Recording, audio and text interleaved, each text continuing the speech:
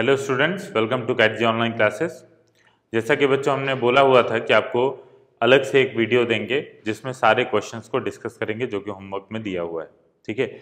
और इस टाइप के क्वेश्चन जो हैं ये थोड़े से नीट वाले बच्चे ना ही करें, उनके लिए ये क्वेश्चंस नहीं है, ठीक है।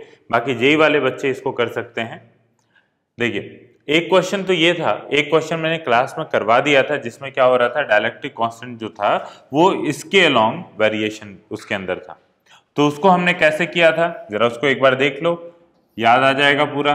तो उसमें जैसे कि ये कैपेसिटर प्लेट्स हैं और उसमें क्या हो रहा था कि यहां से डायलेक्ट्रिक का वेरिएशन शुरू हुआ था, ठीक है। तो वही एक्सप्रेशन था k इक्वल टू के नॉट प्लस अल्फा एक्स के बराबर, ठीक। स्क्वायर प्लेट्स थे L इंटू एल के।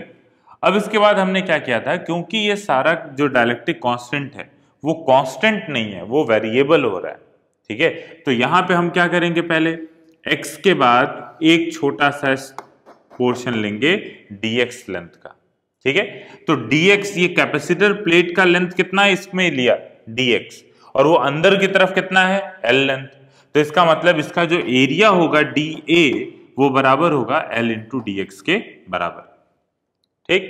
अच्छा, अब इसके बाद फिर क्या करते हैं आप, दूसरा एक प्लेट लेते मान लो, ठीक है, सॉरी एक दूसरा स्ट्रिप लेते हैं, ऐसा ही ये एक दूसरा पोर्शन ले लिया, ठीक। उसी तरीके से अगर मान लो एक और पोर्शन लेते हैं, तीसरा। तो ये जो तीनों dx dx dx विड्थ के जो कैपेसिटर प्लेट्स हैं, इनके क्रॉस आप देखोगे इनका डायलेक्ट्रिक कांस्टेंट तो अलग अलग है, ठीक है, क्योंकि x के साथ डायलेक्ट्रिक वेरी कर रहा है, लेकिन दोनों तीनों के क्रॉस पोटेंशियल डिफरेंस क्या है, सेम है, ठीक। तो तीनों के क्रॉस पोटेंशियल डिफरेंस सेम है। इसका मतलब अगर इसको मैं DC1 बोल दूं, ठीक है, छोटा कैपेसिटेंस 1, और DC2 DC3, तो इन तीनों का इक्विवेलेंट क्या होगा, तीनों पैरेलल में है, basically DC1 plus DC2 plus DC3। वैसे ही जितने भी आप कैपेसिटर ऐसे छोटे छोटे लेते, सबका ये पैरेलल कॉम्बिनेशन होता है। तो बेसिकली हम क्या करेंगे, इंटीग्रेशन ऑफ DC, ठीक है। और DC की वैल्यू होगी कितनी, K टाइम्स एप्सिलॉन नॉट। तो देखो DC की वैल्यू अगर लिखेंगे तो K times epsilon not area की जगह L dx divided by separation between the plate D, ठीक। ये D से D कैंसिल नहीं होगा, एक dx वाला D है और एक D अलग है, ठीक है। अब इसके बाद फिर इसको इंटीग्रेट करेंगे, K वेरिएबल है, इसकी वैल्यू पुट कर देंगे, तो K की वैल्यू हो जाएगी K naught plus alpha x, और साथ में यहाँ पे epsilon naught L dx divided by small d, और इसको इंटीग्रेट कर देंगे 0 से लेके L तक, ठीक। तो ये कैलकुलेशन था इसका। ये जो प्रॉब्लम आपको दिया हुआ है इस वाले में, ये तो जैसे पैरेलल कॉम्बिनेशन का एग्जांपल था। अब अगर मान लीजिए इस वाले प्रॉब्लम में आते हैं जो अभी करंटली दिया हुआ है, इसमें क्या करेंगे, इसमें वेरिएशन जो है वो डेप्थ के साथ है। तो डेप्थ के साथ वेरिएशन है, तो बच्चों इसको करने के लिए क्या करते हैं, x दूरी पे एक dx विड्थ का, ठीक है, dx विड्थ का एक डायलेक्ट्रिक ले लेते हैं, ठीक। तो इसका जो डायलेक्ट्रिक कांस्टेंट, इसका जो कैपेसिटेंस होगा DC, ठीक है, इसका विड्थ है dx के बराबर। तो ये जो DC होगा इसको लिखा जा सकता है K टाइम्स एप्सिलॉन नॉट, इसका एरिया बताओ कितना है, L स्क्वायर पूरा, ठीक है। ये डायलेक्ट्रिक पूरा इस तरीके से, तो पूरा L स्क्वायर एरिया ऊपर भी और नीचे भी, लेकिन विड्थ कितना है इसका, dx के बराबर। तो K into epsilon naught L square divided by dx, ठीक है। तो ये dx इसका विड्थ है, तो इसका मतलब हम मान रहे हैं कि ये एक कैपेसिटर है जिसके बीच का सेपरेशन कितना है, dx, ठीक है।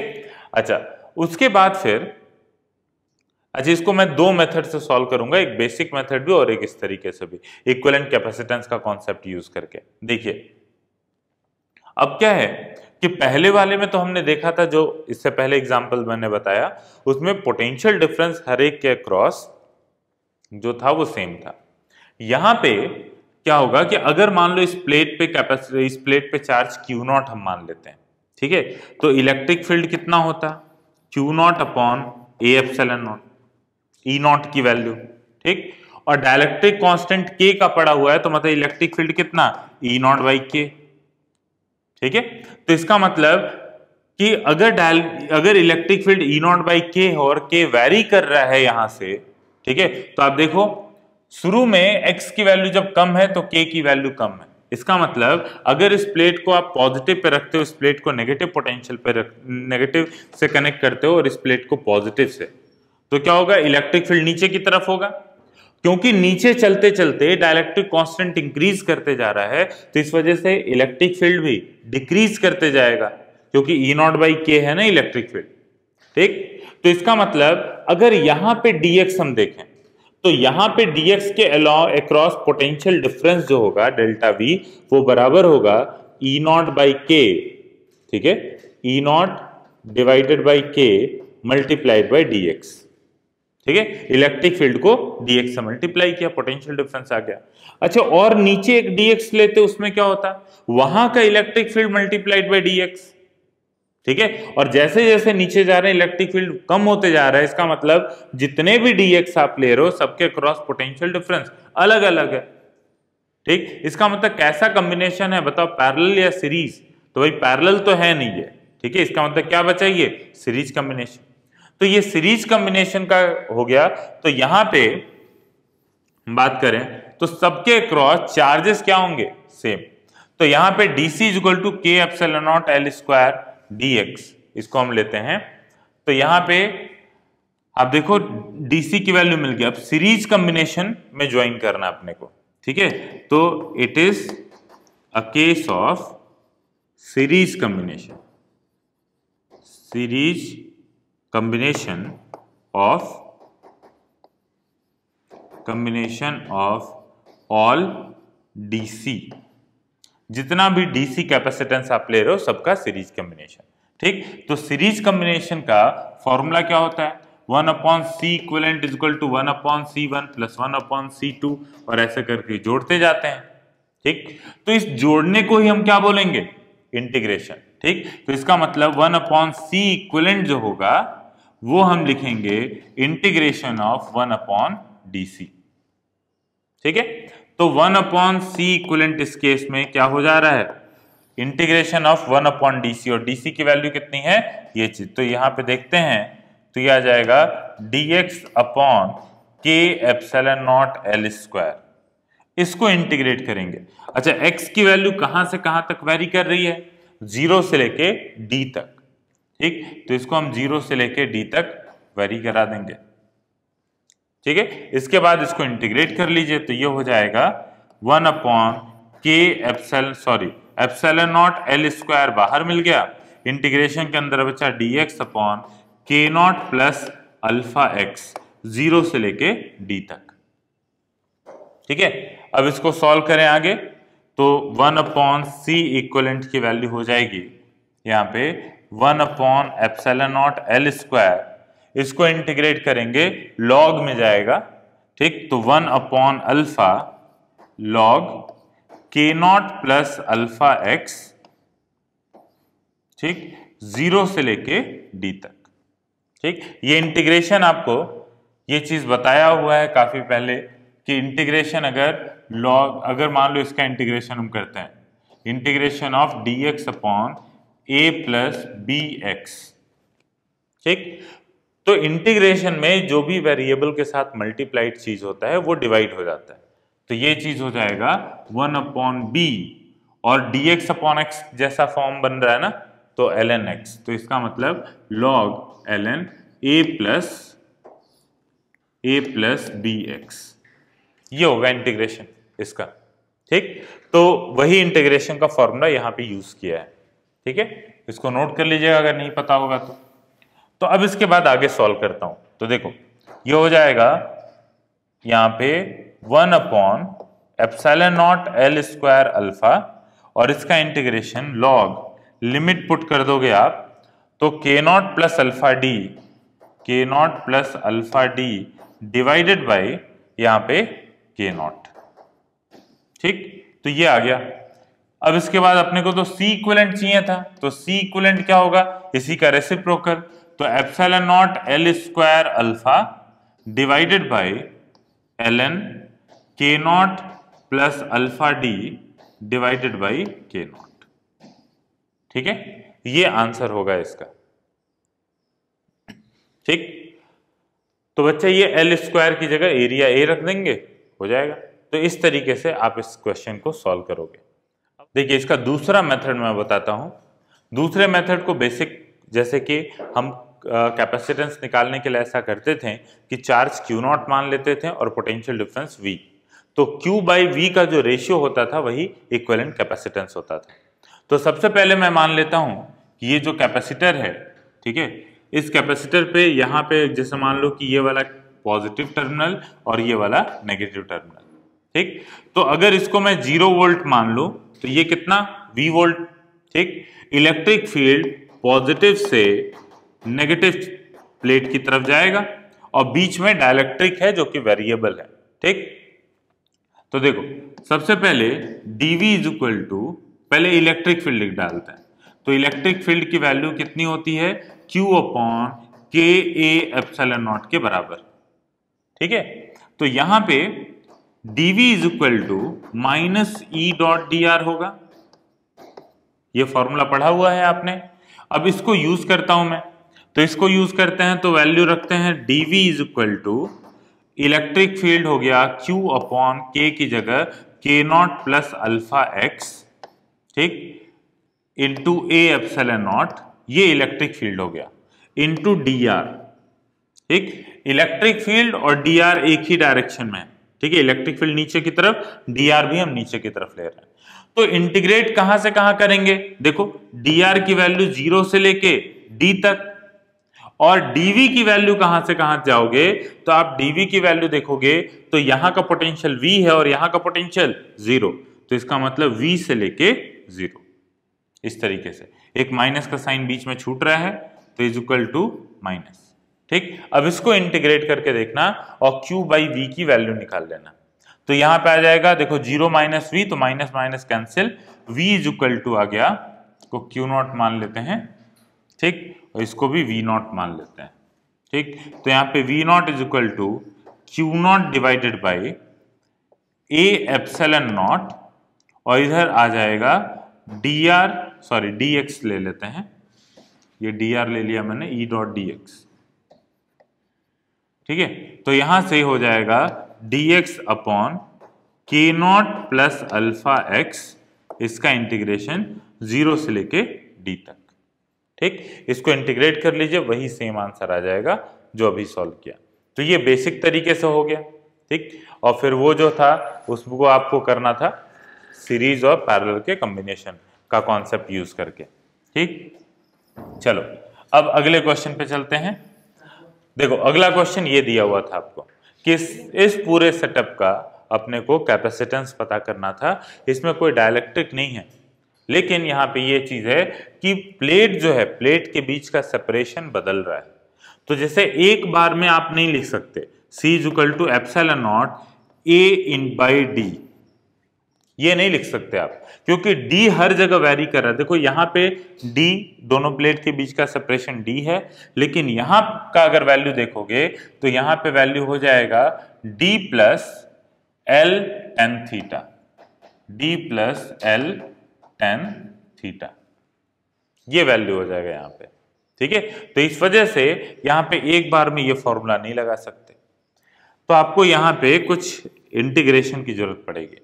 साथ में आपको एक और इंपॉर्टेंट बात कैपेसिटर का बेसिक का नॉलेज होना चाहिए कि ये जो होता है वो ओवरलैपिंग एरिया होता है, ठीक। तो जैसे कि मान लीजिए अगर मान लो कि ये दोनों प्लेट जो थे वो L लेंथ के थे ऐसे, तब तो L इंटू L लेंथ के थे, तब तो पूरा L स्क्वायर एरिया ओवरलैप कर रहा था, ठीक है। लेकिन जब ऊपर वाले प्लेट को आपने कुछ एंगल पे कर दिया, ठीक है, तो ऊपर वाले प्लेट को कुछ एंगल पे कर दिया, तो ये जो होगा इतना थोड़ा सा एरिया जो होगा वो वेस्ट चला गया, वो कैपेसिटर का पार्ट नहीं माना जाएगा, ठीक है।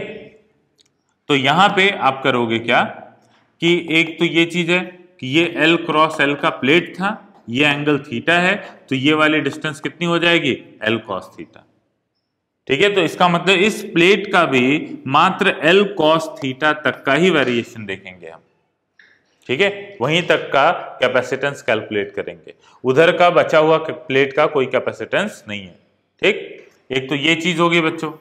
अब उसके बाद देखते हैं, देखो इसको कैसे सॉल्व करेंगे। सबसे पहले हमने क्या किया कि यहां से x दूरी पे एक dx विड्थ का एक प्लेट मान लिया इस तरीके से, ठीक है, ये dx पार्ट ले रहा हूं। तो इसका कैपेसिटेंस कितना होगा, देखो नीचे का सरफेस का एरिया कितना होगा L इंटू डी एक्स, और उसके ऊपर ऐसे एक प्लेट है, इसका area L into D x. ठीक, तो ओवरलैपिंग एरिया कितना लोगे, L इंटू डी एक्स लोगे। ठीक, अब इसके बाद इनके बीच का सेपरेशन देखो कैसे निकालेंगे। तो अगर यहां से हमने x माना है ये चीज, तो ये वाली डिस्टेंस कितनी हो जाएगी, x tan थीटा, और ये सेपरेशन कितना दिया हुआ है, d के बराबर, ये वाला दूरी दिया हुआ है d के बराबर। इसका मतलब जो dc आप लिखने जा रहे हो उस dc की वैल्यू हो जाएगी एप्सिलॉन नॉट एरिया कितना L dx divided by d, epsilon naught a by d। तो एप्सिलॉन नॉट एरिया लिख दिया उसका, और डिवाइडेड बाई d सेपरेशन इनके बीच का कितना होगा, इनके बीच का होगा d plus x tan theta, d plus x tan theta. अब बताओ ये सीरीज कॉम्बिनेशन है या पैरेलल कॉम्बिनेशन है। तो यहां पे अगला जब dx लोगे फिर अगला dx लोगे, सबके क्रॉस पोटेंशियल डिफरेंस क्या होगा, सेम होगा, क्योंकि सारे जो हैं वो इन दो प्लेट के बीच में है, और ये पूरा सेम पोटेंशियल, ये पूरा सेम पोटेंशियल। ठीक, तो इसकी वजह से यहाँ पे C इक्विवेलेंट जो होगा वो DC1, DC2, DC3, DC4 सबका डायरेक्ट एडिशन। तो इसीलिए अब यहाँ पे क्या करेंगे, टोटल कैपेसिटेंस निकालने के लिए इसको इंटीग्रेट करेंगे, और x की वैल्यू कहाँ से कहाँ वेरी करेगी, x से ले मतलब 0 से लेके L तक नहीं जाओगे, आप कहाँ तक जाओगे, मात्र L cos थीटा तक, क्योंकि कैपेसिटर मात्र इतने दूर में ही कंस्टिट्यूट हो रहा है। तो 0 से लेके L cos थीटा, ये बस इंटीग्रेशन अब आपको परफॉर्म करना है। ठीक है, इस इंटीग्रेशन को कर लीजिए, आंसर आ जाएगा। देखते हैं कितना आंसर आता है। तो देखो C is equal to epsilon naught L बाहर आ गया, integration of dx divided by d plus x tan theta. ठीक है, तो ये वैल्यू कितनी मिल जाएगी, 0 से लेके L cos थीटा तक अपने को जाना है। तो ये हो जाएगा एप्सिलॉन नॉट L अपॉन, बचेगा कितना इंटीग्रेट होके, देखो 1 अपॉन टेन थीटा, जो चीज मल्टीप्लाइड होता है वो डिवाइड होता है, और ये L log d plus x tan theta, और इसका इंटीग्रेशन, मतलब इसका लिमिट रखेंगे कहाँ, 0 से लेके L cos थीटा तक। ठीक, अब इसको सॉल्व करते हैं। तो epsilon naught L tan theta log L cos d plus L cos theta multiplied by tan theta minus log 0 put करेंगे तो यहाँ पे देखो, यहाँ पे सिंपल मैं एक ही बार में लिख दे रहा हूँ log a बाई बी। ठीक है, log a minus log b को log a बाई बी लिख देते हैं। तो यहाँ पे हो जाएगा ln d प्लस x की जगह L cos theta into tan theta divided by, यहाँ पे आ जाएगा d। ठीक, तो यहाँ पे इसको सॉल्व करेंगे, और तो epsilon naught L divided by tan theta log, यहाँ पे cos theta into tan theta, sine theta बचेगा, तो d plus L sine theta divided by d। तो ये बच्चों कैपेसिटेंस की पूरी वैल्यू हो जाएगी। ठीक है, तो यही आंसर भी मैंने बताया था कि सॉल्व करना, ये आंसर आएगा। चलो चलते हैं अगले क्वेश्चन पे। अगला क्वेश्चन दिया हुआ था कि कैपेसिटर प्लेट है एरिया ए का, उसमें क्या है कि डाइलेक्ट्रिक K1 से लेके K2 तक लीनियरली वैरी कर रहा है। ठीक है, लीनियरली इंक्रीज करते हुए K1 से K2 तक जा रहा है। तो K का एक्सप्रेशन अगर आप लिखोगे, ठीक है, तो पहले तो चेंज कितने का आया है, तो K2 माइनस K1 का, कितने दूर में, तो D दूरी में। ठीक। तो अगर यहां से x दूरी पे हम डायलेक्ट्रिक कांस्टेंट जानना चाहें तो वो हो जाएगा k is equal to K1, ठीक है, K1 plus K2 minus K1 divided by d into x. ठीक, तो ये एक्सप्रेशन बनेगा। ठीक है, इसमें देखो x की जगह 0 पुट करो, K1 आ गया। x की जगह अगर d पुट करिए आप, तो x की जगह d पुट करोगे तो आंसर K2 आ जाएगा। ठीक है, तो ये एक्सप्रेशन पहले आपको खुद से सोच के बना लेना था, ठीक, कि यहाँ पे k का एक्सप्रेशन क्या बनेगा। उसके बाद k क्योंकि डेप्थ वाइज वेरी कर रहा है, ऐसे वेरी नहीं कर रहा है, तो हम क्या करेंगे, x दूरी पे एक छोटा सा पतला सा डायलेक्ट्रिक लेंगे dx विड्थ का। ठीक है, और सारे dx विड्थ वाले कैपेसिटेंस जो बनेंगे वो किस में रहेंगे, सीरीज या पैरेलल, तो वो रहेंगे सीरीज में। ठीक है, तो सीरीज में रहेंगे तो इस वजह से पहले DC लिख डालते हैं, तो DC की वैल्यू हो जाएगी, देखो epsilon not area A divided by K times epsilon naught A by D, तो K epsilon naught A divided by D की जगह dx। ठीक है, ये जो शेडेड पोर्शन है इसका विड्थ कितना है, dx। ठीक, अब उसके बाद सॉल्व करते हैं। देखो, तो अब इसके बाद अपने को सीरीज कॉम्बिनेशन में यूज करना है, तो 1 upon DC is equal to हो जाएगा dx अपॉन k टाइम्स, तो k की जगह हम लिखेंगे K1 plus K2 minus K1 divided by d into x. ठीक, तो इतना एप्सिलॉन नॉट ए, ये चीज। ठीक, अब इसको इंटीग्रेट करेंगे हम, तो यहां से आपके पास 1/c इक्विवेलेंट आ जाएगा और x की वैल्यू 0 से लेके d तक वेरी कराएंगे। ठीक है, तो इससे सॉल्व करके आप देखना, इसमें आपको आंसर मिलेगा 1 अपॉन c की वैल्यू आएगी d divided by epsilon naught a K2 minus K1 ln K2 by K1। ठीक है, इसको मैं लिख दे रहा हूं यहाँ पे। लास्ट क्लास में जब मैंने इसका आंसर बताया था, जिस समय ये आपको क्वेश्चन दिया था, वो मैं 1 अपॉन सी इक्विवेलेंट की वैल्यू मैंने आपको दे दी थी। ठीक है, तो 1 अपॉन सी इक्विवेलेंट की वैल्यू आप निकालोगे तो ये आ जाएगा d upon epsilon naught a K2 minus K1 ln K2 by K1। ठीक है, ये वैल्यू आएगी सॉल्व करके। तो आपको सी इक्विवेलेंट रिपोर्ट करना था, तो सी इक्विवेलेंट की वैल्यू होगी epsilon naught a K2 minus K1 divided by d। ठीक है, और फिर उसके बाद यहाँ पे ln K2 बाई K1 जो है वो डिनोमिनेटर में चला जाएगा। ठीक, तो ये फाइनल आंसर है इसका। ठीक, फिर उसके बाद मैंने आपको क्वेश्चन दिया था एक इस टाइप का। ठीक है, कि इसको कैसे फिर सॉल्व करेंगे। अच्छा, इस क्वेश्चन को भी आप दो तरीके से कर सकते हो। ठीक है, एक तो Q0 बाई V वाले रेशियो से, या तो फिर सीरीज कॉम्बिनेशन का फॉर्मूला लगा के। ठीक है, देखो कैसे, तो K की वैल्यू है यहाँ पे अल्फा डिवाइडेड बाई R के बराबर। ठीक है, और R वैरी कर रहा है greater than equal to A, less than और इक्वल टू 2A। ठीक, तो सबसे पहले हम क्या करते हैं, सीरीज कॉम्बिनेशन वाला मेथड बता देता हूं। देखो, तो क्या करते हैं यहाँ पे कि सिंपल R दूरी पे, यहां से सेंटर से R दूरी पे एक dr विड्थ का, ठीक है, हम एक शेल मानते हैं, एक डायलेक्ट्रिक का। अब ये dr विड्थ का जो शेल माना गया है ये, ठीक है, इसका कैपेसिटेंस लिख डालो। ठीक है, तो अगर इसका कैपेसिटेंस DC लिखा जाएगा तो हो जाएगा एप्सिलॉन नॉट, एरिया इसका कितना है, तो एरिया है 4 पाई R स्क्वायर डिवाइडेड बाई दोनों प्लेट के बीच में सेपरेशन कितना है, वो है स्मॉल d, सॉरी dr।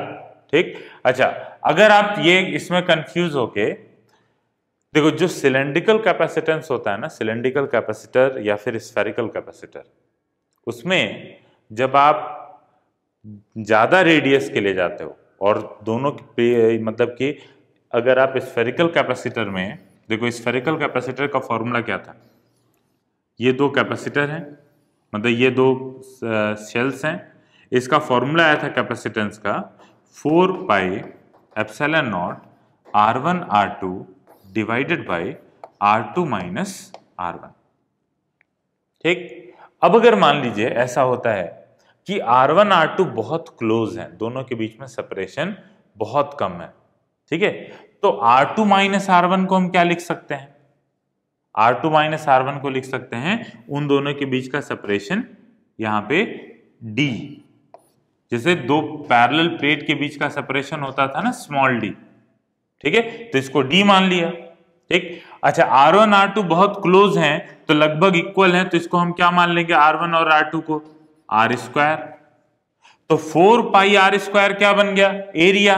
तो ये आ गया epsilon naught A divided by D। ठीक, तो अगर स्फेरिकल कैपेसिटर है उसमें अगर आप R1 R2 बहुत सिमिलर हो जाते हैं तो भी वो पैरेलल प्लेट कैपेसिटेंस का फॉर्मूला फॉलो बन जाएगा। सिलेंड्रिकल कैपेसिटर है उसमें भी आप R1 R2 को इक्वल पुट कर दीजिए, ठीक है, वहां पे भी बच्चों देखना यही फॉर्मूला आ जाएगा 4 epsilon naught A divided by D, cylindrical वाले में भी। ठीक है, तो ये करके देखना आप सिलेंडर वाले में। तो इसीलिए चाहे तो आप वो मतलब डायरेक्ट पैरेलल प्लेट का फॉर्मूला लगा दीजिए क्योंकि आपने बहुत स्मॉल सेपरेशन लिया हुआ है, DR का सेपरेशन लिया हुआ है, ठीक है, या फिर आप स्फेरिकल कैपेसिटर का ही फॉर्मूला लगाइए। तो मैं देखो एप्सिलॉन नॉट A इसको पैरेलल प्लेट कैपेसिटर वाले फॉर्मूले से सॉल्व कर रहा हूं क्योंकि DR बहुत छोटा है, डिवाइडेड बाई दोनों प्लेट के बीच का सेपरेशन कितना? DR। ऐसे लिख सकता था, या तो फिर अगर स्फेरिकल वाले फॉर्मूले से जाता तो ये हो जाता 4 pi epsilon not R1 R2, ठीक है, तो R1 R2 क्योंकि दोनों ही सरफेसेस R दूरी पे है, एक R दूरी पे है, एक R प्लस DR दूरी पे है, ठीक है, तो उसको हम R into R plus DR मान लें और divided by R plus DR, R2 minus R1 था ना, ये चीज कर दें। तो इससे भी देखो आंसर वही आएगा 4 pi epsilon naught R plus DR को R लिख दें तो R square divided by DR, ये चीज आया, ठीक है, कैपेसिटेंस का। अच्छा खैर यहां तो डाइलेक्ट्रिक भरा हुआ था, तो डाइलेक्ट्रिक भरा हुआ था तो इसलिए मैं DC को K टाइम्स कर रहा हूं यहां पे। तो दोनों तरीके से आप कर सकते हो, ठीक। तो एक बार DC की वैल्यू पता चल गई, अब उसके बाद देखो ये जितने भी कैपेसिटर हैं क्या सबको सेम पोटेंशियल डिफरेंस मिलेगा? नहीं, क्योंकि इलेक्ट्रिक फील्ड जो है वो जैसे जैसे आप दूर जाओगे इलेक्ट्रिक फील्ड चेंज होगी, ठीक है, रेडियली चेंज हो रही है क्योंकि डाइलेक्ट्रिक कांस्टेंट बदल रहा है। तो डाइलेक्ट्रिक कांस्टेंट बदल रहा है तो इलेक्ट्रिक फील्ड बदलेगा, तो यहां का DR लोगे या बाद का DR लोगे दोनों में पोटेंशियल डिफरेंस अलग अलग आएगा। तो पैरेलल कॉम्बिनेशन तो ये नहीं है, सीरीज कॉम्बिनेशन है ये, तो इसलिए इसको सॉल्व करोगे तो 1/DC लिखोगे तो 1/DC हो जाएगा बच्चा। पहले तो DC को ही कैलकुलेट कर लें, K की वैल्यू पुट कर देते हैं, K है अल्फा बाई R, तो ये हो जाएगा alpha divided by R 4 pi epsilon naught R square by DR। एक R से एक R कैंसिल हो जाएगा, ठीक है, बचेगा कितना? तो ये DC की वैल्यू आ जाएगी अपने पास 4 pi alpha epsilon not alpha, ठीक है, एक R से एक R कैंसिल हो गया, R डिवाइडेड बाई DR, ठीक। और क्योंकि ये सीरीज कॉम्बिनेशन इसलिए 1/DC इज इक्वल टू हो जाएगा DR divided by 4 pi epsilon not alpha into R। अब दोनों तरफ इंटीग्रेट कर दो तो 1/C इक्वलेंट मतलब 1/DC प्लस 1/DC सारा जुड़ के 1/C इक्वलेंट, और इधर आ जाएगा 1/4 pi epsilon not alpha ln R। कहां से कहां तक? तो A से लेके 2A तक गए थे, तो ये कितना आ जाएगा 1/4 pi epsilon not alpha into ln 2, ठीक। तो C इक्विवेलेंट की वैल्यू आप लिख डालोगे, ये हो जाएगा 4 pi epsilon not alpha divided by ln 2, इस तरीके से, ठीक। दूसरा तरीका बेसिक वाला मेथड। बेसिक मेथड क्या था, यहीं पे मैं सॉल्व कर देता हूं, आगे दूसरा क्वेश्चन लिखा हुआ है। तो देखो इसको मैं हटा रहा हूं। दूसरा तरीका ये था कि आप क्या करते, इस तरीके से R DR ये सब नहीं मानते, आप सिंपली यहाँ पे इसको ये मानते हैं कि इस इनर प्लेट को मान लो हमने बैटरी के पॉजिटिव टर्मिनल से जोड़ दिया, आउटर प्लेट को नेगेटिव से, और ये V0 पोटेंशियल हमने जोड़ दिया। इसके ऊपर चार्ज आ गया Q0 प्लस Q0 और इसके ऊपर चार्ज आ गया टोटल मिला के माइनस Q0। समझ में आ रही है बात? सिंपल, ऐसे ही तो बताया था ना करना। ठीक, अच्छा इलेक्ट्रिक फील्ड देखें अगर, तो बताओ यहां पे इस रीजन में, ये वाला रीजन जो हम ले रहे हैं, इसका इलेक्ट्रिक फील्ड लिखा जा सकता है, electric field is equal to Q0 upon 4 pi K epsilon naught R square, ऐसा लिखा जा सकता है ना। ठीक, तो अगर मान लीजिए हम dV is equal to minus E dot dr apply करते हैं यहाँ पे, ठीक है, R वेक्टर ऐसे है, हम यहां से बाहर वाले सरफेस तक इंटीग्रेट करते हैं E डॉट dr अगर किया जाए, ठीक है, तो वैल्यू कहां से कहां शुरू होनी है, A से लेके 2A तक। ठीक, तो यहां पे क्या होगा, A पे कितना पोटेंशियल है V, जिससे मान लो इसको 0 वोल्ट माने, तो ये कितना होगा V0 वोल्ट।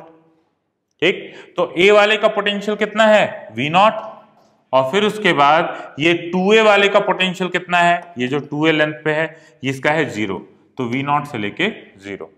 ठीक, अब इसको इंटीग्रेट कर लीजिए, तो dV का इंटीग्रेशन V0 से लेके 0 तक, और इधर आ जाएगा यहाँ पे माइनस इलेक्ट्रिक फील्ड का Q0 divided by 4 pi K epsilon naught R square integration dr, A से लेके 2A तक।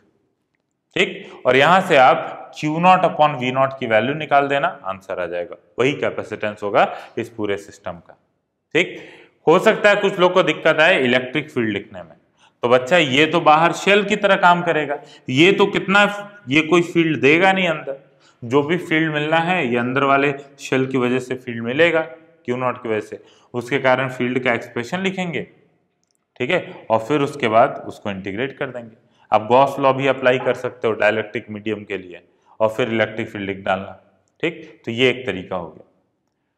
अब इसके बाद फिर आते हैं हम दूसरे पे चलते हैं, जो कि है ये कि इसमें क्वेश्चन, ये एक्चुअल में एग्जाम्पल है HC वर्मा बुक का।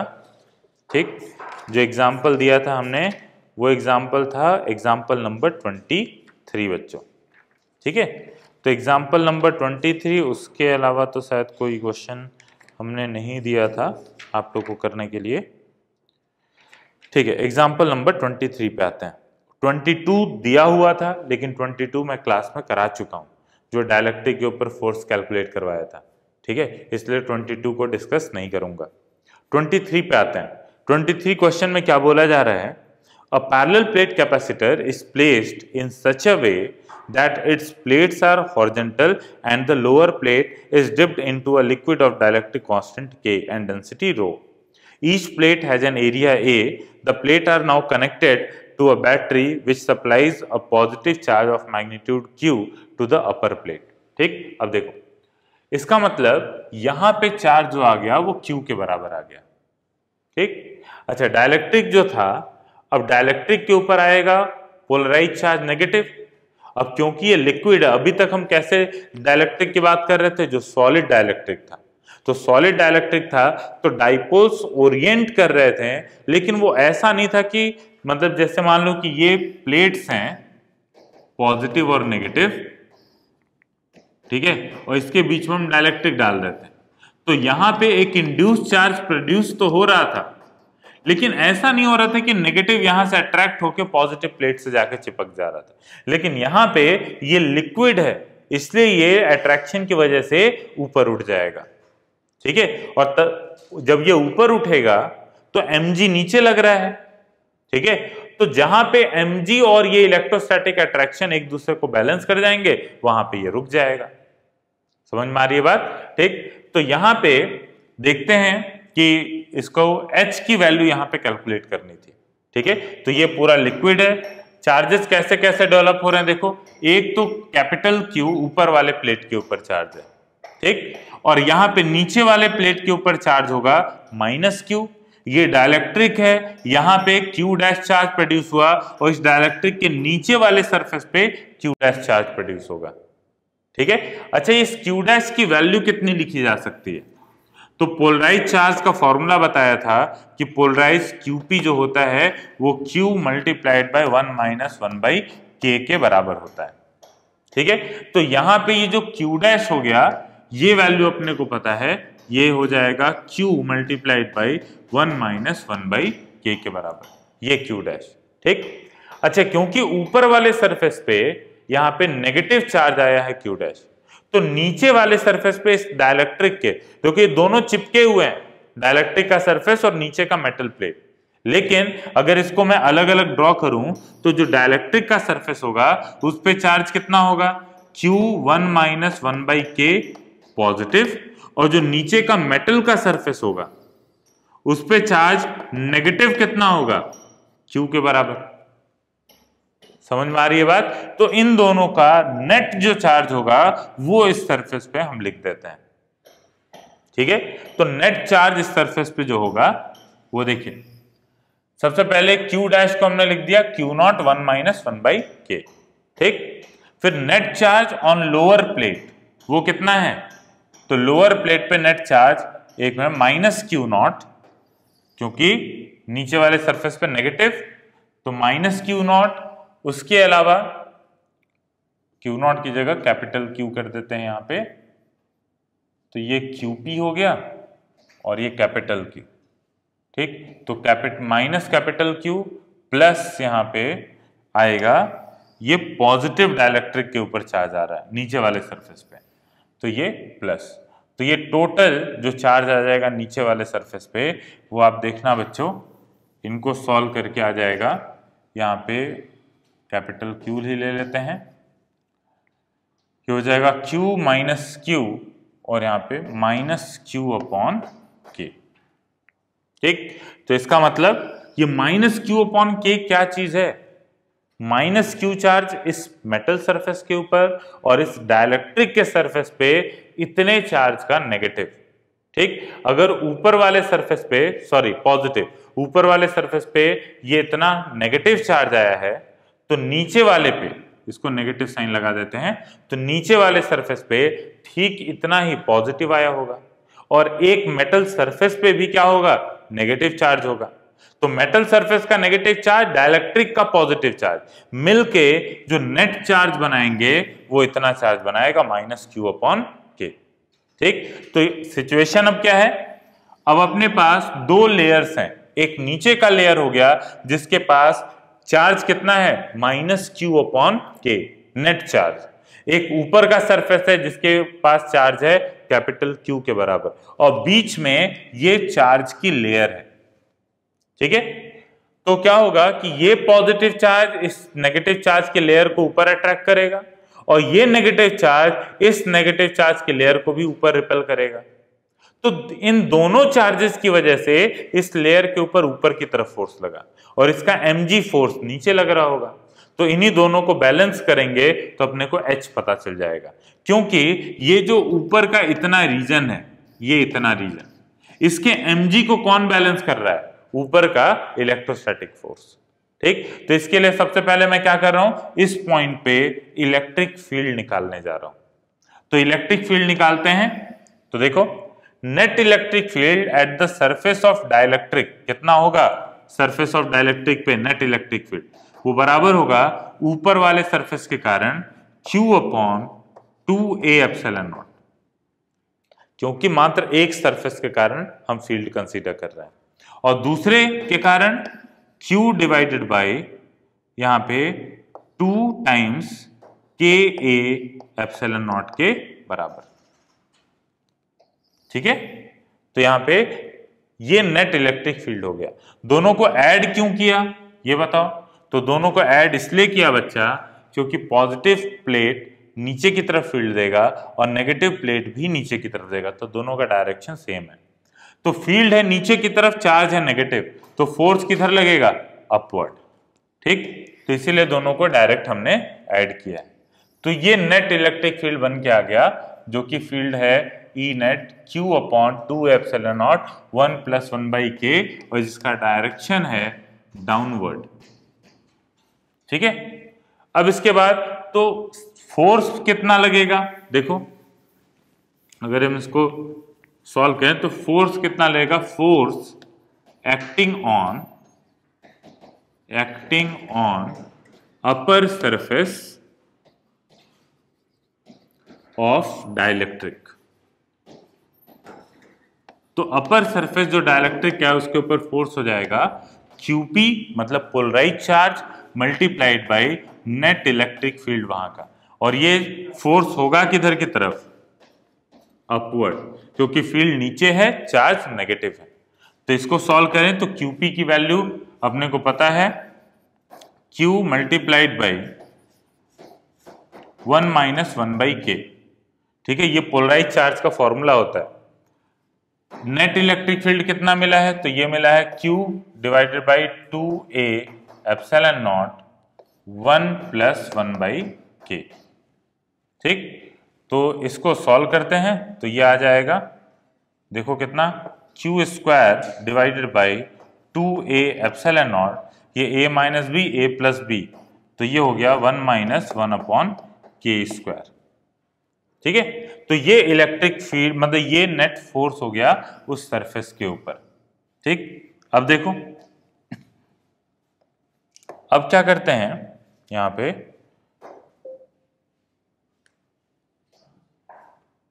कि अगर इसको मैं mg को बैलेंस करूं इसके, ठीक है, तो ये जो फोर्स मिला है अपने को, देखो फोर्स है Q² upon 2a epsilon not, तो Q² upon 2a epsilon naught 1 - 1/k², ये ऊपर फोर्स हुआ, और यही फोर्स बैलेंस करेगा इसके वेट को, ये जो ऊपर का लिक्विड जितना ऊपर उठा है, तो इसका वेट कितना होगा, देखो mg निकालना है अपने को। मास को लिख सकते हैं डेंसिटी इंटू वॉल्यूम इंटू जी, ये हो गया। डेंसिटी रो है, वॉल्यूम कितना होगा, ये a इंटू एच इंटू जी, तो जो mg है उसको मैं रो a h इंटू जी लिखने जा रहा हूं। ठीक है, तो देखो ये हो जाएगा mg जो कि बराबर होगा रो a h इंटू जी। अपने को h की वैल्यू लिखनी है, तो h की वैल्यू हो जाएगी Q² upon 2a epsilon not, ऊपर K² - 1 अपॉन K² हो गया, और इधर से आके डिवाइड हो गया रो a g। तो बच्चा ये हाइट का आंसर होगा। ठीक है, कि इतना हाइट वो डाइलेक्ट्रिक जो होगा वो ऊपर उठेगा। ठीक, चलो अब इसके बाद फिर चलते हैं, एक क्वेश्चन आपको दिया हुआ था HCV से, जो कि था कि वहां पे क्वेश्चन ये था कि वहां पे बोला गया था कि डाइलेक्ट्रिक जो है वो तिरछे है। ठीक है, तो उसको हम देखते हैं कि उस क्वेश्चन को कैसे सॉल्व करेंगे। तो क्वेश्चन इस टाइप का था कि ये प्लेट्स थे, डाइलेक्ट्रिक ऐसे भरा हुआ, इधर डाइलेक्ट्रिक K1 है और यहाँ पे डाइलेक्ट्रिक K2 है, ये L × L मान लेते हैं, और ये सेपरेशन जो था वो D था। ठीक, तो एक बार वैल्यू मैं देख लेता हूं कि क्या वैल्यू इसमें दिया हुआ है। ठीक है, प्लेट का एरिया A² दिया हुआ है। ठीक है, सेपरेशन D है, K1 K2, और प्लेट का एरिया A², A × A है। ठीक है, और ये डाइलेक्ट्रिक है, और इन दो प्लेट्स के बीच में अपने को पूछा गया है कि नेट कैपेसिटेंस क्या होगा। A × A यहाँ का एरिया हो गया, A × A यहाँ का एरिया हो गया। ठीक, और इस तरीके से है। तो देखो ये क्वेश्चन जो है वो लास्ट ईयर भी JEE मेन के पेपर में दे दिया गया था, और ये सबसे मतलब एक तरीके से सबसे लेंथी कैलकुलेशन वाला ये था। ठीक, तो जिन्होंने HCV का कुछ अगर मान लो क्वेश्चन किया होगा और आंसर याद होगा, वो उन लोगों का तुरंत, जिसका चांस बहुत रेयर है, कोई नहीं याद करता इसके आंसर को। उसके बाद जिसने सॉल्व किया होगा उसका 3-4 मिनट में सॉल्यूशन आया होगा। ठीक। वैसे इतने ज्यादा कैलकुलेशन वाले क्वेश्चन को सबसे लास्ट में ही करना चाहिए, ठीक। और इससे ज्यादा अगर वेरिएशन है तो फिर उस क्वेश्चन को छोड़ ही दो, क्योंकि वो बहुत टाइम लेने वाला वो क्वेश्चन है, ठीक। तो इतने वेरिएशन इसका देख लेता हूं मैं। फिर एक बच्चे ने क्वेश्चन पूछा हुआ था ग्रुप पे, उसको भी थोड़ा मैं बता देता हूं कि कैसे करना है। उसको पूरा सॉल्व नहीं करूंगा लेकिन, क्योंकि बहुत लेंदी जाएगा और उतना लेंदी क्वेश्चन पूछता नहीं है किसी भी एग्जाम में। वो करना एकदम पूरा मजदूरी वाला काम है एक तरीके से, ठीक है। तो देखो इस क्वेश्चन को करना है तो सबसे पहले करेंगे क्या कि भाई डायलेक्ट्रिक तो चेंज हो रहा है, तो डायलेक्ट्रिक चेंज हो रहा है तो इसके लिए हम क्या करेंगे कि यहां से मैं x मान लेता हूं, ठीक है, कि x दूरी पे एक dx विड्थ का, ठीक है, ये k1 है ना, हाँ, तो dx विड्थ का हम ये लेते हैं एक एलिमेंट, ठीक है। तो इसका विड्थ कितना है पूरे का, तो dx है, x दूरी पे एक dx ले लिया, ठीक। अच्छा, इस dx वाले लेंथ के का कैपेसिटेंस मानते हैं dc, ठीक।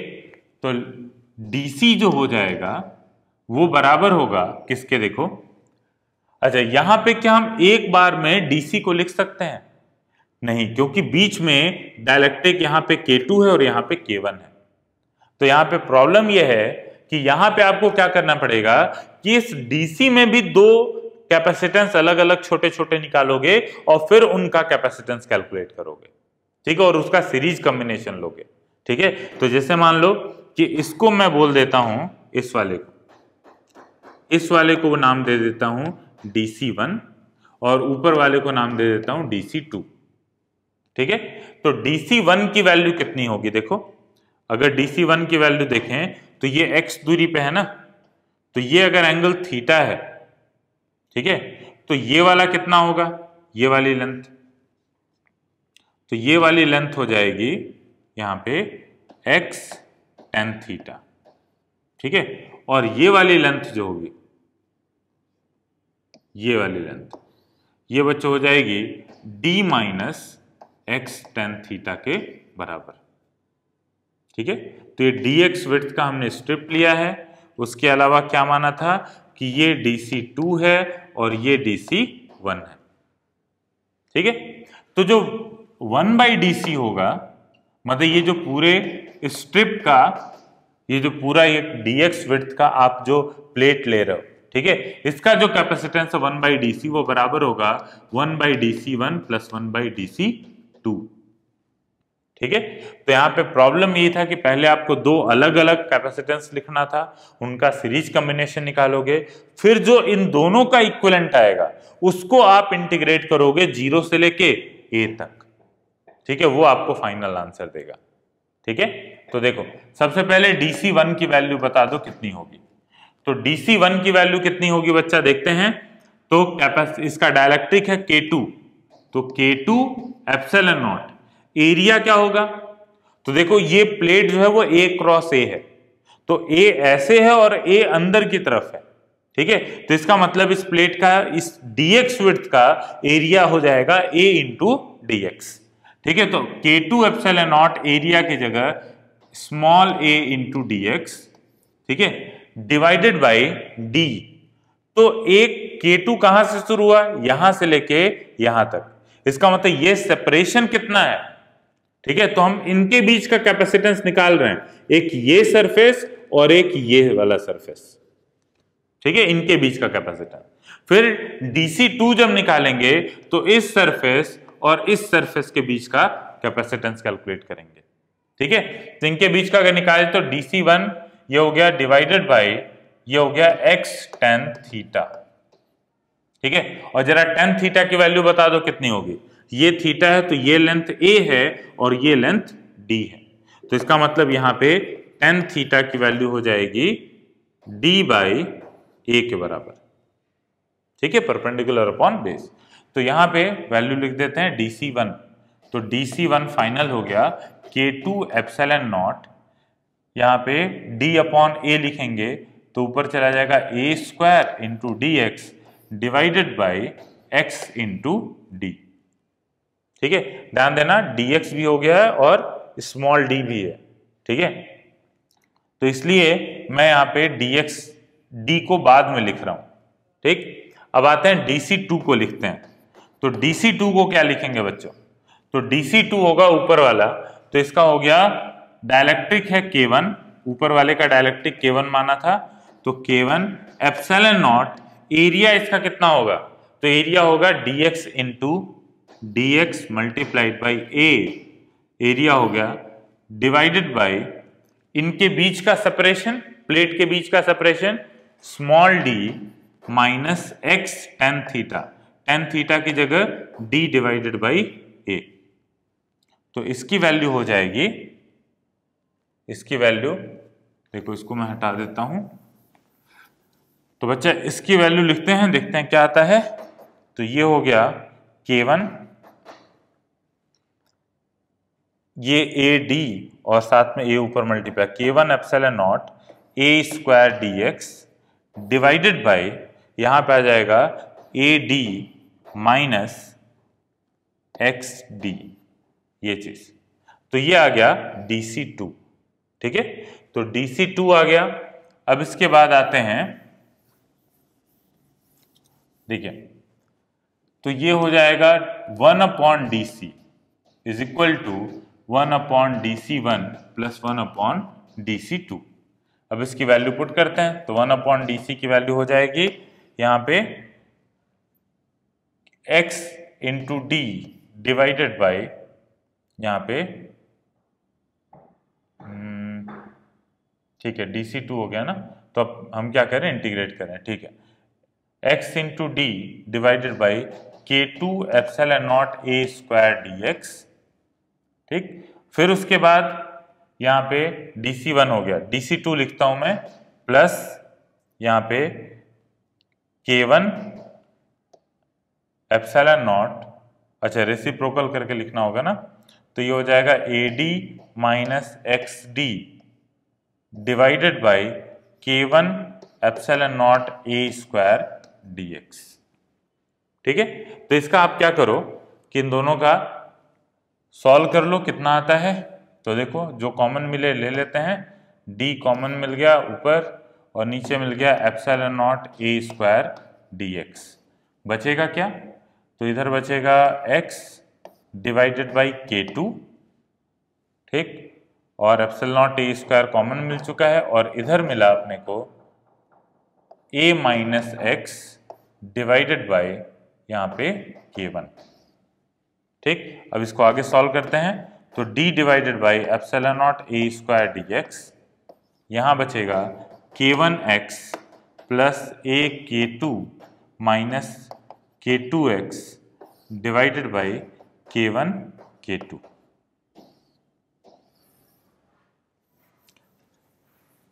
ठीक है। अब देखिए इसको आगे सॉल्व करेंगे, तो ये आ जाएगा ये ऐसे, ठीक है। आप सॉल्व करके फाइनल डीसी की वैल्यू निकाल लीजिए, बाद में सब बहुत सी चीजें कैंसिल होंगी। तो देखो ये हो गया 1/dc is equal to d divided by epsilon naught A square dx, यहां बच जाएगा डिनोमिनेटर में K1 K2 और इधर बचा K1x, K1 minus K2 into x, तो ये हो गया A K2, ठीक है, plus K1 minus K2 into x, ठीक है। तो ये आएगा। अब इसके बाद देखो यहाँ पे कि ये 1/dc की वैल्यू आ गई, तो सोचो 1/dc तक पहुंचने में अपने को इतनी मेहनत करनी पड़ी, ठीक। अब इसके बाद चलते हैं अपने पुराने इस क्वेश्चन पे, डायग्राम पे। ये तो इसका मतलब ये अभी तक जो dc आपने कैलकुलेट किया बच्चों, वो मात्र इस dx वाले लेंथ का कैपेसिटेंस है। अपने को इसी तरीके से कहां तक जाना है, dx dx dx dx ये सब करते हुए, ठीक है। तो ये दो कैपेसिटर हैं जो कि सीरीज में थे। अच्छा, अगला dx जब लेते, मान लो हम क्या करते हैं, आगे जाके यहां पे एक dx लेते हैं, ठीक है। तो जैसे मान लो कि मैं डायग्राम बनाता हूं, देखो यहां पे ये तो पूरा कैलकुलेशन अपना हो चुका है। देखिए जैसे कि यहाँ पे ये कैपेसिटर प्लेट है और उसके बीच में हमने क्या किया कि ये डाइलेक्ट्रिक वाला पोर्शन है, इधर K1 और इधर K2। ठीक, अब हम यहाँ पे क्या करते हैं, यहाँ पे एक dx ले लिए ऐसे, ठीक है, और एक dx यहाँ ले लिए। ठीक, अब क्या होगा कि इसको अगर DC1 बोल दें, इसको DC2 बोल दें, उसी तरीके से अगर मान लो कि यहाँ पे एक dx वाला पार्ट लिया हमने, ठीक है, ये DC3 हो गया और ये DC4 हो गया। ठीक, तो अभी क्या देख रहे हो आप कि DC1 और DC2 तो क्या सीरीज में है। ठीक, क्योंकि इन दोनों के अक्रॉस का जो पोटेंशियल ड्रॉप का सम है वो अप्लाइड पोटेंशियल के बराबर है। उसी तरीके से DC3 और DC4 जो है वो आपस में सीरीज में है। लेकिन क्या हम ये बोल सकते हैं कि DC1 DC2 के कॉम्बिनेशन के क्रॉस जितना पोटेंशियल डिफरेंस है उतना ही पोटेंशियल डिफरेंस DC3 और DC4 के कॉम्बिनेशन के क्रॉस है। इसका मतलब अगर इसका डायग्राम आप बनाओगे तो इसके डायग्राम में आप आराम से इस तरीके से बना सकते हो कि ये दो कैपेसिटर जो हैं वो सीरीज में हो गया DC1 और DC2, और उसके बगल में ये दूसरे कैपेसिटर जो हो गए ये वाले DC3 और DC4 ये सीरीज में। ठीक, तो यहाँ पे इस तरीके से ये चार कैपेसिटर का सेटअप आप बना। उसी तरीके से अगर DC5 और DC6 लेते हो तो उसके साथ एक और दो कैपेसिटर बना दोगे। मतलब पैरेलल कॉम्बिनेशन किसका किसका है, इन दोनों कैपेसिटर का सीरीज कॉम्बिनेशन, इन दोनों कैपेसिटर का सीरीज कॉम्बिनेशन, और ऐसे जितने भी dx आप लेते हो सब में दो दो का सीरीज कॉम्बिनेशन और सबका फिर आपस में पैरेलल। ठीक है, तो इसलिए हमने क्या किया, पहले DC as a function of x निकाल लिया। ठीक है, मतलब इन दोनों का जनरल कोई एक पॉइंट x लिया यहां से और फिर वहां पे dx विड्थ का हमने एलिमेंट लेके फिर उसका दो पार्ट का सीरीज कॉम्बिनेशन निकाल दिया। अब फिर क्या करेंगे, हम पूरे के लिए उनका पैरेलल कॉम्बिनेशन देखेंगे। ठीक, तो जैसे इसका अब अपने पास डायग्राम कुछ ऐसा है कि अब हमने पूरा सबका as a function of x और साथ में डाइलेक्ट्रिक को कंसीडर करते हुए कि डाइलेक्ट्रिक ऐसे जो है वो सेपरेशन है उसका। ठीक है, हमने क्या किया, यहां से as a function of x अब हमने इसका कैपेसिटेंस निकाल लिया है कि इस पूरे एलिमेंट का कैपेसिटेंस कितना होगा। फिर उसके बाद अगला एलिमेंट लेंगे, अगला एलिमेंट लेंगे, वो सारे एलिमेंट आपस में कैसे हैं, वो आपस में है पैरेलल कॉम्बिनेशन में। क्लियर है बात। ठीक, तो ये चीज जो है अगर अपने को पता है कि पैरेलल कॉम्बिनेशन में है तो उसका इक्विवेलेंट कैसे निकलेगा, डायरेक्ट ऐड करके C1 plus C2 plus C3। याद रखना जब सीरीज में होगा तो 1/DC इंटीग्रेट करेंगे। ठीक है, क्योंकि 1/C1 plus 1/C2 plus 1/C3 ये जाता है 1/C इक्विवेलेंट। ठीक, लेकिन जब पैरेलल होगा तो सीधे C equivalent is equal to C1 plus C2 plus C3 इस तरीके से। तो यहां पे सबसे पहले अपने को DC पता करना पड़ेगा। तो DC की वैल्यू यहां पे हो गई ε0a² अपॉन d। ठीक है, K1 K2 और साथ में ऊपर आ जाएगा K1 K2 ऊपर जाएगा ना, 1 रेसिप्रोकल लिया हमने, तो यहाँ पे K1 K2 और फिर उसके बाद ये हो जाएगा इंटीग्रेशन ऑफ, देखो इसको इंटीग्रेट कर रहे हैं, कांस्टेंट को बाहर ले लिया। ठीक है, ये आ जाएगा dx divided by a_k2 plus K1 minus K2 into x। ठीक है, ये चीज। अब उसके बाद फिर इसको दोनों तरफ इंटीग्रेट करते हैं, तो इसको इंटीग्रेट कहां से कहां करेंगे, x की वैल्यू है 0 से लेके, क्या हमने माना था, 0 से लेके a तक। ठीक है, a क्रॉस a का दिया हुआ था ना सरफेस एरिया उसका, तो ये a तक। अब इसके बाद ये हो गया ε0a² divided by d K1 K2। ठीक है, और यहां पे इंटीग्रेट होके हो जाएगा 1 upon K1 minus K2। x के साथ जो भी चीज मल्टीप्लाइड है वो डिवाइड में चली जाती है, और यहाँ पे ln यहाँ पे a_k2 plus K1 minus K2 into x, और इसका लिमिट हम रखेंगे 0 से लेके a तक। ठीक है। तो ये DC की वैल्यू मतलब C इक्विवेलेंट की वैल्यू आ जाएगी।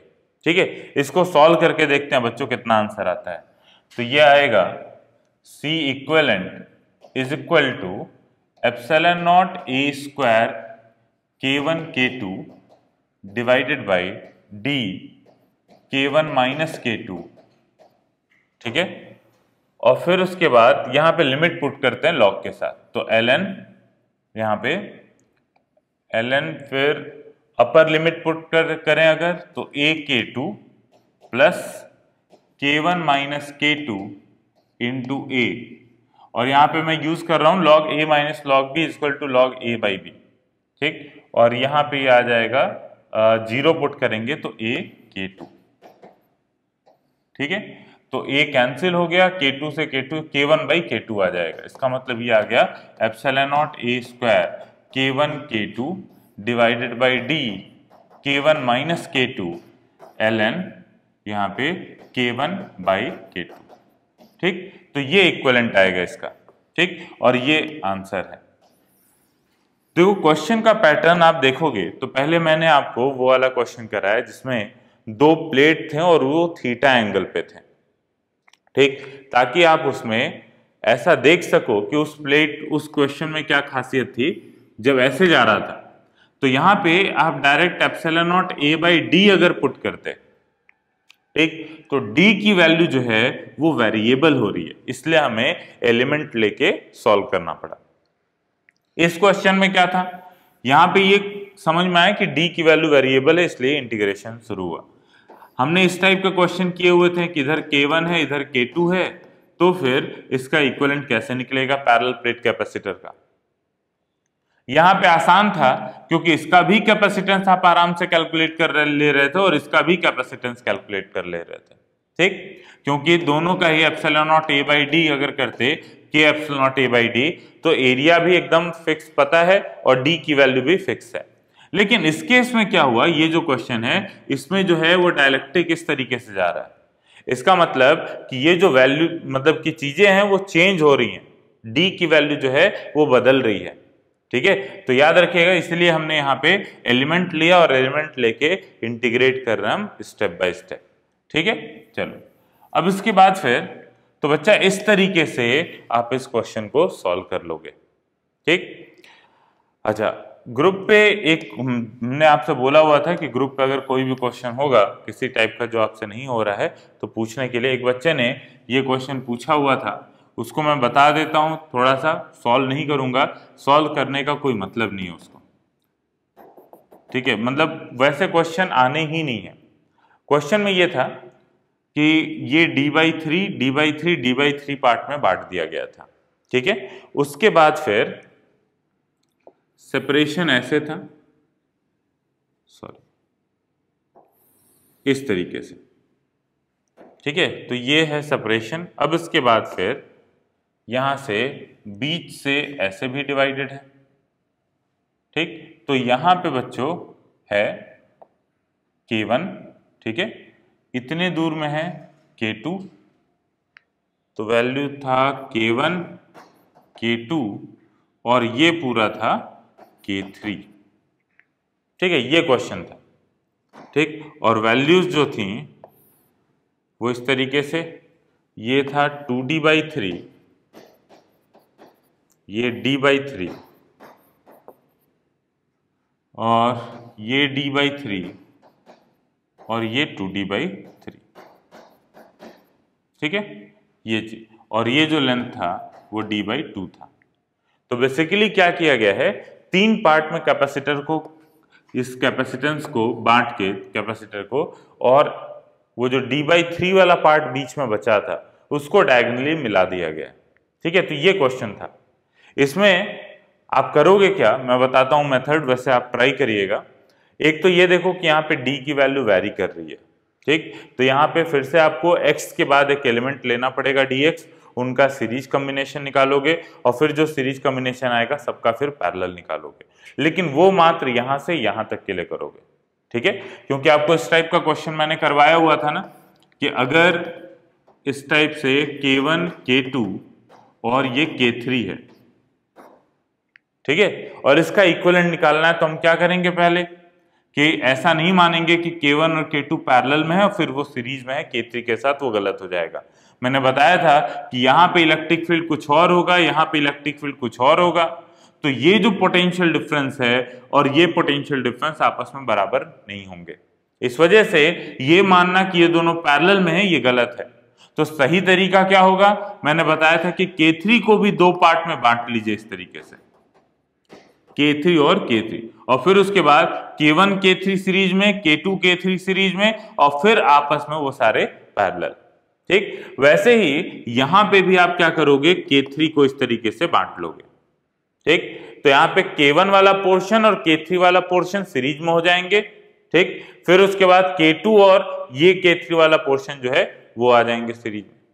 ठीक, और फिर आपको इक्विवेलेंट निकालना होगा, तो इसको यहां से ब्रेक कर दीजिएगा, इस आधे पोर्शन का अलग इक्विवेलेंट निकालिएगा जैसे अभी मैंने इस प्रॉब्लम में कराया। ठीक, और इस इक्विवेलेंट, इसका अलग इक्विवेलेंट निकालिएगा इसी मेथड से जैसा हमने इस प्रॉब्लम में किया। वेरिएबल्स आपको अपने हिसाब से चूज करना पड़ेगा। यहां से जैसे मान लेते हैं x, तो फिर आपको ये वाली वैल्यू पता चल जाएगी कि ये तो d/3 है, ये एंगल थीटा हो जाएगा, तो ये x tan थीटा हो जाएगा, तो ये टोटल हो जाएगा d/3 plus x tan theta. ठीक, और फिर उसके बाद tan थीटा की वैल्यू पुट करके आपको सॉल्व करना रहेगा। ठीक है, ऐसे क्वेश्चन देखो पिछले क्वेश्चन में ही इतना टाइम लगा सॉल्व करने में, इस क्वेश्चन को करोगे और इसका डबल मेहनत लगेगा। ठीक है, और ऐसे क्वेश्चन मतलब आएंगे ही नहीं आपके, क्योंकि यहाँ पे कॉन्सेप्ट अगर देखना होता बच्चे का तो पिछला वाला क्वेश्चन ही उसके लिए सफिशिएंट है। ठीक है, उसी का ये जस्ट डबल काम है। और फिर उसके बाद वेरिएबल्स बस थोड़े से आपको मैथमेटिक्स थोड़ा सा यहाँ पे अप्लाई करना पड़ेगा कि कैसे आप वेरिएबल को लेते हो। ठीक है, तो ये मजदूरी वाला काम है, ज्यादा कुछ इसमें कुछ खास नहीं है, पिछला वाला ही है। ठीक है, इसलिए इसको मैं अभी नहीं बता रहा। ठीक, इसको आप ट्राई करिएगा, नहीं होगा ट्राई तो फिर बताइएगा, हम उस पर सोल्यूशन सेंड कर देंगे। ठीक है, लेकिन ये एकदम यूजलेस है चीज और अपने इंटरेस्ट के लिए कर सकते हो। तो बच्चों ये हो गया। नेक्स्ट एक और लेक्चर है, उसमें हम कुछ HCV के क्वेश्चंस और कुछ अलग से कुछ क्वेश्चन डिस्कस करेंगे।